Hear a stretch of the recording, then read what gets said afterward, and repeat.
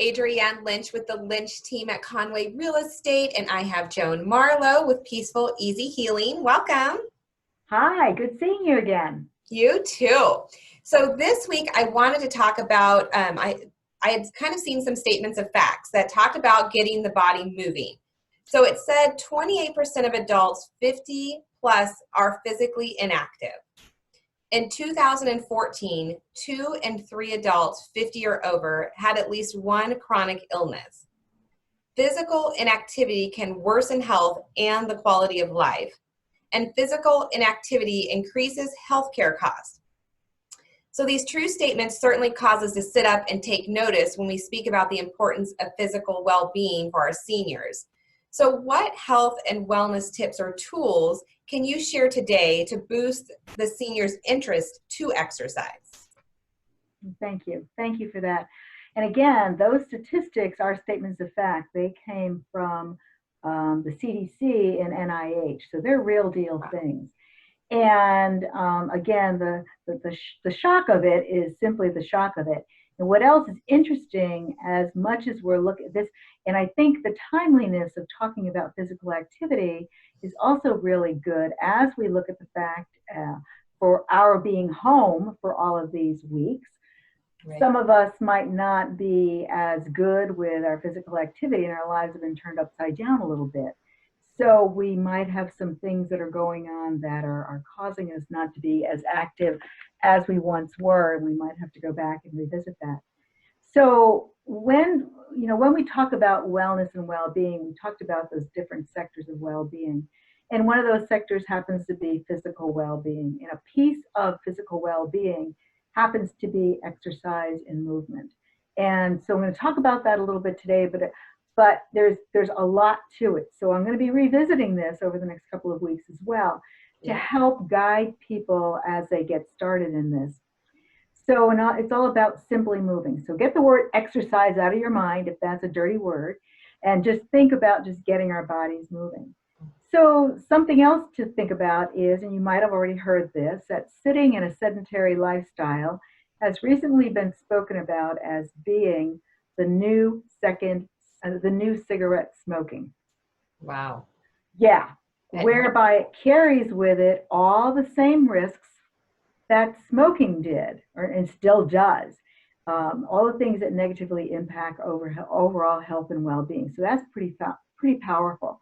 And again, some of this is up for debate, but it actually drew attention of a number of organizations to start doing testing on it. So people did take this seriously, because it is. We've become a nation of sitters, is something else that I found when I was doing my research for this.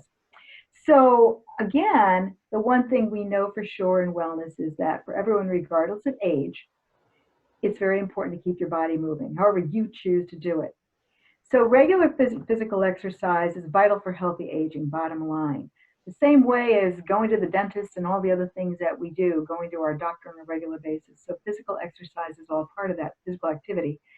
It can help delay, prevent, or manage costly chronic diseases faced by adults 50 and over, and also reduce the risk of premature death. So despite all these benefits, again, statistics say that 31 million adults age 50 or older are still inactive. Wow. Yeah. So one of the things I want to add to it, which is a lighter side of it, and also brings us to the point today, getting active is not just about adding years to your life, but it's also about adding life to your years.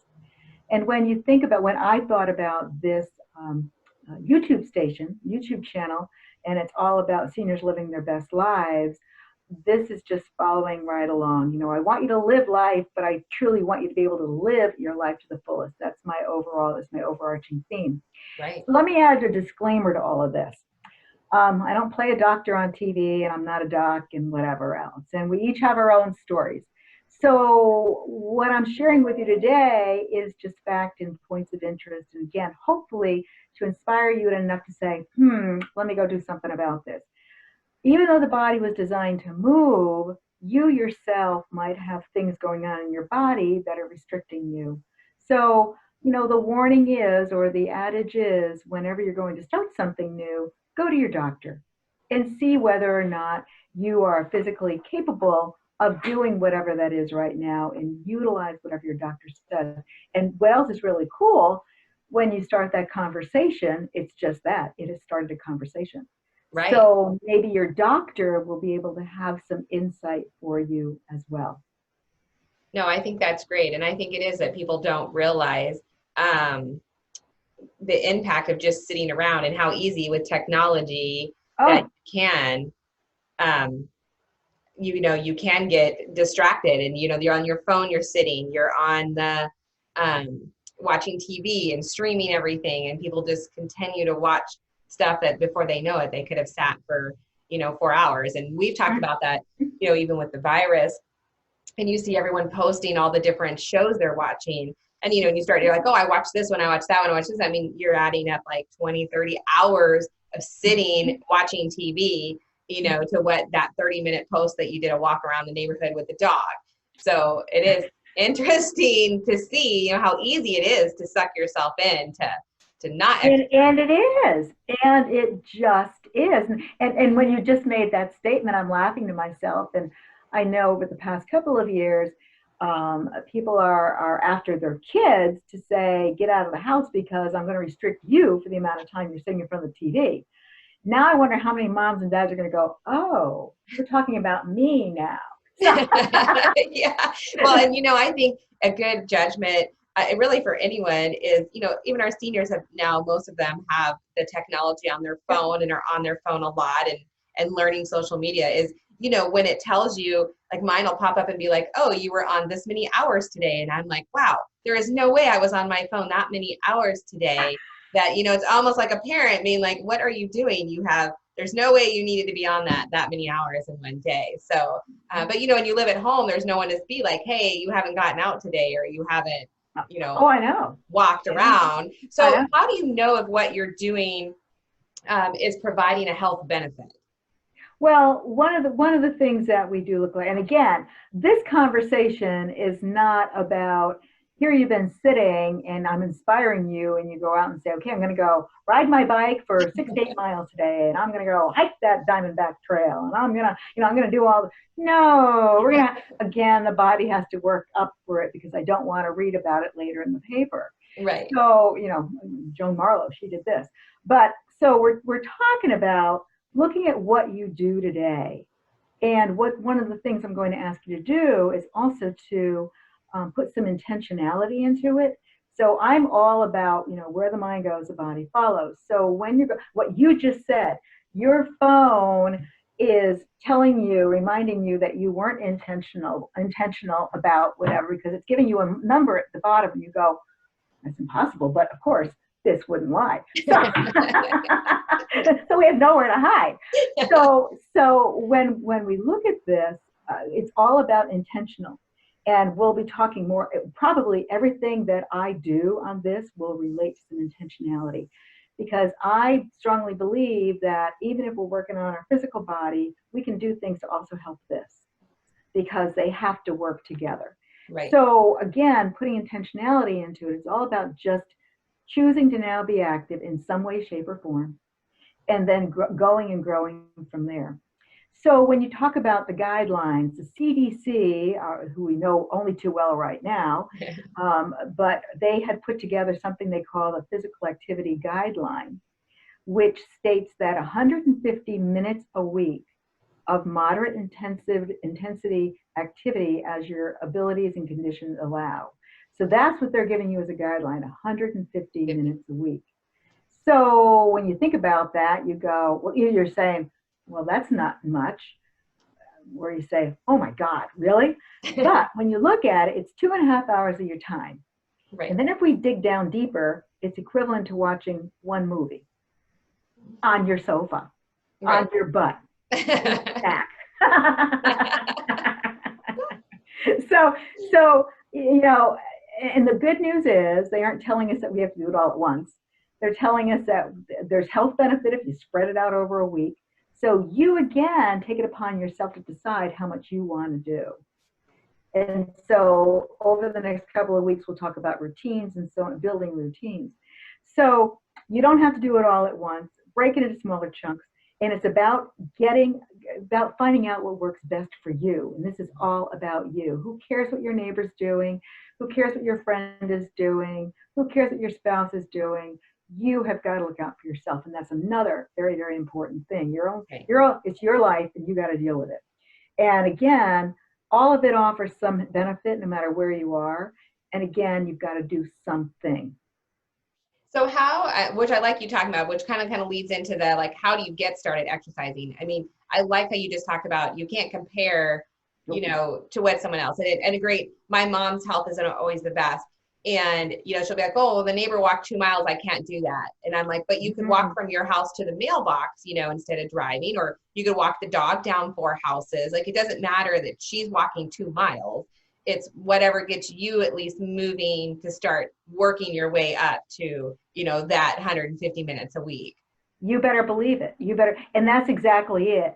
In that you've got to look at what you can do versus what you can't do. And that is so much of also what's going on right now with this pandemic.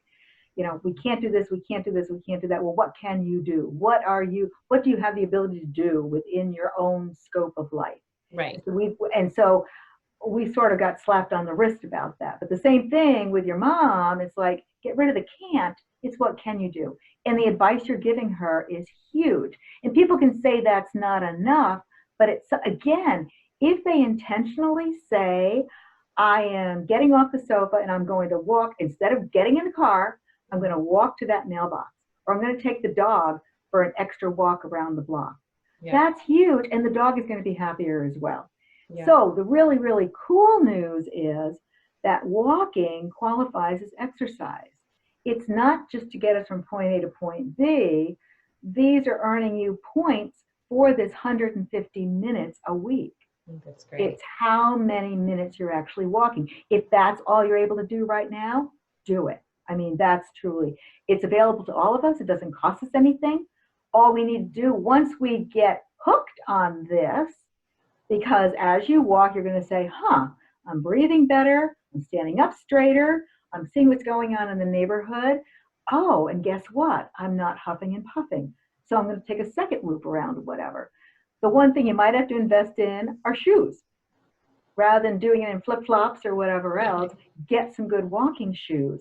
And that will give you the support and whatever else. And now you've got a little bit of an investment, and that's really cool too. So regular walking overall has so many benefits. It can reduce blood pressure. It can help you fight obesity. It can help you with releasing problems that might relate to heart diseases. You're looking at depression. You're looking at diabetes. Those are all the things that walking can do. So that's huge. So, and as I said earlier, when you do it intentionally, it's also adding brain health. One of the things I've taken to in my walks is, I live out in Gold Canyon, so right now there are quail just running. So I count how many quail I see during my walk. I also count how many bunnies I'm seeing when I'm walking. Yeah. And I'm also oohing and eyeing and maybe actually stopping and taking pictures of some of the cactuses that are in bloom. So I'm taking advantage of what's around me that I might not have taken advantage before when I was walking on a mission. So again, it's not mission specific, it's intentionally specific. So again, you talked about walking to the mailbox. Some of the other suggestions are, when you go somewhere, park further from the entrance. Don't circle so many times to get a spot right in front of the store. Park out a little bit. You can be in the store and back out by the time you would have waited for that spot. And so that's important. So again, intentionally going for a morning or an evening walk. Because again, now we're looking at our heat. So we also have to add that in for us here in Arizona in the valley. So go when it's cooler to add that to your body. And the mornings have been magnificent, and our evenings have been delightful as well. So also, when you're presented with stairs, let's say you're going to the doctor's office and there's a flight of stairs there. If you have the okay to do a flight of stairs, do the flight of stairs versus taking an elevator up one floor to see your doc. Right. Or if you ain't get up the whole way, get up half and come back down. The next time, maybe you'll get up 3/4 of the way. So those are the challenges that you're going to offer for yourself as well. And So the other thing is that I love to do is, and I've done this for years, I call it kitchen dancing. Now I'm doing it with purpose. I ask Alexa to put on something fun, and I dance. I just dance and move and whatever else, and it's again, I've been doing it for years, but only until recently am I really seeing what the benefit it is. And the reason that is I purchased a Fitbit. That's awesome. I always looked at people with them on and said, that's stupid, that's silly. What can it really tell you? Well, before this time, I was relatively active at the gym doing water aerobics and doing yoga and doing all those things outside the world. Now I'm in the house not doing water aerobics yet, but I mean, I'm doing all these things in my house, plus adding lots of other things, but I had no measurement. I had no way of knowing. The level of tiredness wasn't the same if I had done those other things. So my Fitbit has become my best friend in that it's telling me how many steps I've taken. And again, we know that there's that magic 10,000 steps that they've come up with. Right. So there are some days I'm doing my 10 and 12,000 steps when I'm out doing yard work, and I never would have known that. But there are nights where I'll look at my number and say, I need some more steps. And I'll go and walk around the neighborhood again for another 1,000 steps. Or ask Alexa to put on another tune and I'll rock out for a little bit. And so, because for me, I personally need that feedback. And I'm also seeing that it's boosting my cardio because I'm thinking, well, I might be working, but it might not be intense enough. And where's my stamina?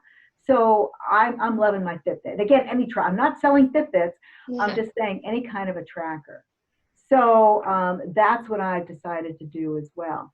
And so again, I'm mentally involved in what I'm doing. And I think that's what people need to be looking at. So again, it's just a different way of looking at it. So like I said earlier, stay tuned for these future podcasts. And I'm going to come up with some more movement ideas for you, things that you can do at home, things once we get out, what we can actually do as well.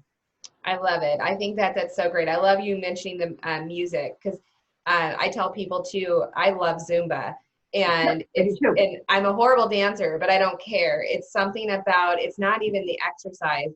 There's something mentally with the music and dancing, or whether you're laughing at yourself, that mentally it just resets you for the day. Or if you were in a bad mood or tired, it's more of the endorphin of what it does mentally versus, for me, the physical part, because it's just so that crank up the music, just be silly, dance around. And that's just it. Not only the physical, it just shifts your whole mind. So I love that. Yep, I agree. And there are people that are doing dance parties on Zoom. Oh, yeah. Well, I feel like now, I think more people are utilizing the online. There's so many opportunities to find, because even for if you're not able to walk around, I mean, they're on YouTube, they have the chair exercises that you sit and just do using soup cans, like it's stuff in your house that they're showing. And I think that it's such a great time that it really does help people see, like, you don't physically in your mind have to go to a gym or have to be at a certain level. It's whatever you want to do that gets you moving or makes you feel better. There's so many options, and most of the stuff we can utilize is in our house. So you better believe it. You better believe it. Think that's great. Well, I'm excited to see what you have, what you'll tell us next week, and we will post all this information below on how they can reach you. Super. Thank you. Thanks, Adrianne. Great seeing you, and thanks for this opportunity. You bet.